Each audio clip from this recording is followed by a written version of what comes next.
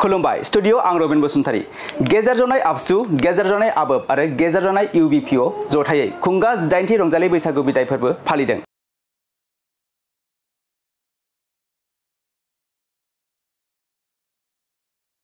गेजेर जनाय आबसु गेजेर जनाय आबोब आरो गेजेर जनाय UBPO जथायै रामधन दिखारी गामि पन्चायतनि सेलमारि गेलेग्रा फोथाराव 7 आरो 8 मे साननैनि मेहेरगोनां हाबाफारिजों खुंगा 18थि रंजालि बैसागु बिदाय फोरबो फालिनायजों लोगोसे देग्लाय बोसोरनि बर' बिजोंजों फरायनानै गोजौ आरो गोजौसिन फरायसालिनि जोबथा आनजादाव सेथि थाखोआव उथ्रिसार जानो हानाय फरायसाफोरखौ बरायनाय हाबाफारि लादों।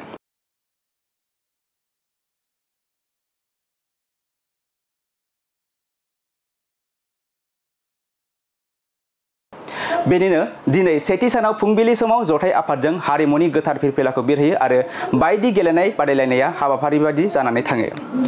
गोजौ आरो गोजौसिन फरायसालिनि जोबथा आनजादाव सेथि थाखोआव उथ्रिसार जानो हानाय फरायसाफोरखौ बरायनाय हाबाफारिजों गेजेर जनाय दखरा दुलाराय बर' फरायसा आफादनि आफादगिरि दिनो बर' बिथांनि आफादगिरि मासि लानायाव मेलखौ बेखेवनानै होयो धेमाजि जिल्ला आबसुनि गाहाय नेहाथारि अजय खाख्लारि बिथाङा। बे खुंगा 18थि रंजालि बैसागु बिदाय फोरबो फालिनाय हाबाफारियाव गाहाय आलासि महरै धेमाजि जिल्ला आबसुनि सोलोंथाइ नेहाथारि गसाइ नार्जारी जनाय जिल्ला बर' थुनलाइ आफादनि लोगो आफादगिरि मनिक बर' आरो गुबुन गुबुन माहारियारि आफादनि दैदेनगिरि बिथांमोना बाहागो लादों। गिबियावनो रंजालि बैसागुनि नोंथांमोननिसिम आरो गासै दुलाराय आसामनि गासै रायजो राजानिसिम धेमाजि जिल्ला दुलाराय बर' फरायसा आफादनिफ्राय रंजालि बैसागुनि गाहाम हामलायनायखौ बावहरबाय। दा बेवहाय गेजेर जनाय दखरानि गासै माहारियारि आफादजों जयै खुंजानाय जा 18थि रंजालि बैसागु बिदाय फोरबो बेखौ लोब्बा लाखिनानैनो सेथि मासि आवग्रिनाय HSLC आरो HS आनजादनि फरायसाफोरखौ बरायनाय मोनसे हाबाफारि लादों। बे हाबाफारियाव बाहागो लाफैना थारैनो गोजोननाय मोन्दों। दा गेजेर जनाय हालामनिफ्रायबो खोब गोग्लैसोनाय मोनसे जायगाबाबो बिथांमोननि खोब सोलोंथाइनि नाजानाय बा गोख्रों नाजाथाबनायनि गेजेरजों बिथांमोना खोब मोजां थाखोसिम सफैनो हादों होननानै जों सानो। थांनाय बोसोरनि जा रिजाल्ट बे थांनाय बोसोरनि रिजाल्टनिफ्राय देग्लायनि रिजाल्टआ मोजांसिन जादों। थांनाय बोसोर बिथांमोना स्टार 2 मोन्दोंमोन आरो फार्स्ट डिभिजन 6मोन, दा 8मोन आरो जियान थांनाय बोसोरनिया आरो देग्लाय बिथांमोना फार्स्ट डिभिजन 14 फार्स्ट डिभिजन मोन्दों। दा बे रेटखौ नायोब्ला बिथांमोननिया मोजां जादों। दा जियानो जा बिथांमोननिसिम आङो धेमाजि जिल्ला दुलाराय बर' फरायसा आफादनि जानानै साबायखरखौ बावहरबाय आरो बिथांमोना गावनि जा सिमां जा थांखि सुजुदों बै थांखिसिम सहैनो हाथों आरो बै थांखिसिम सहैनो थाखाय जायफोर लोगोखौ लोगो हमहैनांगौ दा बिथांमोना गोदान थासारियाव थाहैगोन बा गोदान फोरोंगिरिफोरखौ लोगो मोनगोन आरो गोदान लोगो मोनहैगोन। दा बिथांमोनजों बे मोनथाम जा फेस खालामनांगौ मोनसे थासारि सहैगोन। बै मोनथाम थासारिखौ बिथांमोना खोब मोजाङै फेस खालामोबा हेन्डेल खालामोबा हयथ' बिथांमोना गावसोरनि थांखिसिम सहैगोन आरो जोंबो बेखौनो बोरबानसा सासेयावनो बिथांमोना सासे गोख्रों बा मोजां सुबुं सम्पद जानानै फैथों आरो जोंबो धेमाजि हिसाबै खोब जोंनि जा सिमां गेरेमसा हारि दानाय बिथांमोननिफ्रायनो जुदि सासे मोजां सुबुं सम्पद ओंखारबोयोबा जोंबो धेमाजि हिसाबै खोब माने गेरेमसा हारि दानायाव मोजां बाहागो लाहैनो हागोन होननानै टेलेन्ट सार्चनि बाथ्राया थांनाय बोसोरनि जा रिजाल्ट बेनिफ्राय देग्लायनि रिजाल्टआ गाज्रि नङा, मोजाङानो। फैबाय थानाय समाव बेफोरबायदि कम्पिटिटिभ एग्जामनि थाखाय बे टेलेन्ट सार्च एग्जामा खोब गोनांथि जायो दिनैनि दिनाव आरो थांनाय मेट्रिक आनजादावबो कुइसन पेटार्नफोरा सोलायनायनि जाहोनाव रिजाल्टफ्रा एसे गाज्रि जादों। जोंना धेमाजि जिल्लानिया थांनाय बार 112मोन, देग्लाय 85ल' मोन्दों जोङो बर' बिजों हिसाबै। दा बे कम्पिटिटिभ एग्जामनि थाखाय जायफोर प्रिपेयार खालामबाय थायो जोंनि फरायसाफोरा, दा बेफोरबायदि फरायसाफोरा खोब माने गोसो होनानै फरायनांगोन, कनसेप्टफोरा क्लियार जानांगोन बा कनसेप्टफोरा क्लियार जायोबासो खोब मोजाङै फरायबासो मोनसे मोजां कम्पिटिटिभ एग्जामफोराव क्रेक खालामनो हाहैगोन। आरो बिनि थाखायनो जोंनि दुलाराय बर' फरायसा आफादा मोनसे मिशन लानानै नैबे टेलेन्ट सार्च एग्जामखौ खुंबोबाय थादों। बे धेमाजि हिसाबै जोंबो गोख्रों बाहागो लादों आरो जोङो फैबाय थानाय फरायसाफोरखौबो बिथांमोनखौबो जों खावलायगोन जे बेफोरबायदि आनजादाव खोब बाहागो लाफैनांगौ आरो लोब जाय फैबाय थानाय समाव बिथांमोनखौ मदद होगोन। सुपार 50नि सायावथ' जों जिरायना सावरायलायनाय जायाखै, नाथाय जोङो मैया धेमाजि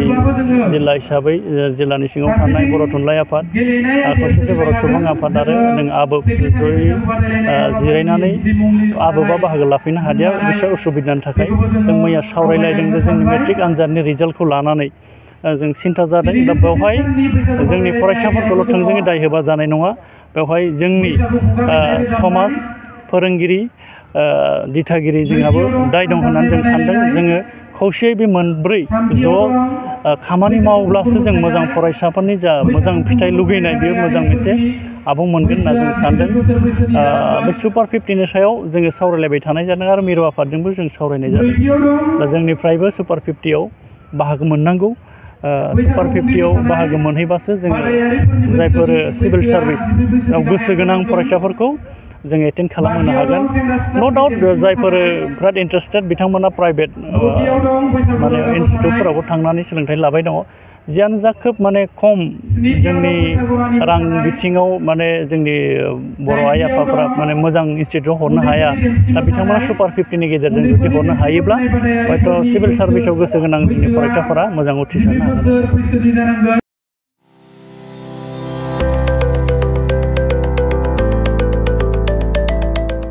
मोनसे गोजोनथाव खौरां क'क्राझार सहरनि जेडि रोडजों नांजाबनाय गोजोनपुरी रयेल एनफिल्ड श'रुमनि गोजौआव थानाय सेन्ट्रेल भारत सेवाक समाजजों गनायथि होजानाय आइ आफा बीएम भकेशनेल इनस्टिट्यूटआव 2025 आरो 26 मायथाइनि मुं थिसननाया सोलिगासिनो दं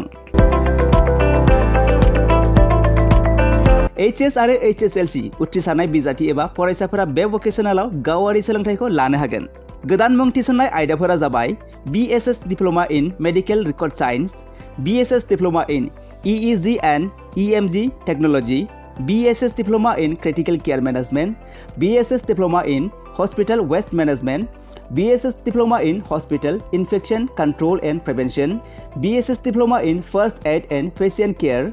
BSS Diploma in Physical Assistant, BSS Diploma in ECG Technician, BSS Diploma in Hospital Administration, BSS Diploma in Hospital Sterilization Technician Assistant, Certificate in Dietitian, Certificate in Old Age Care,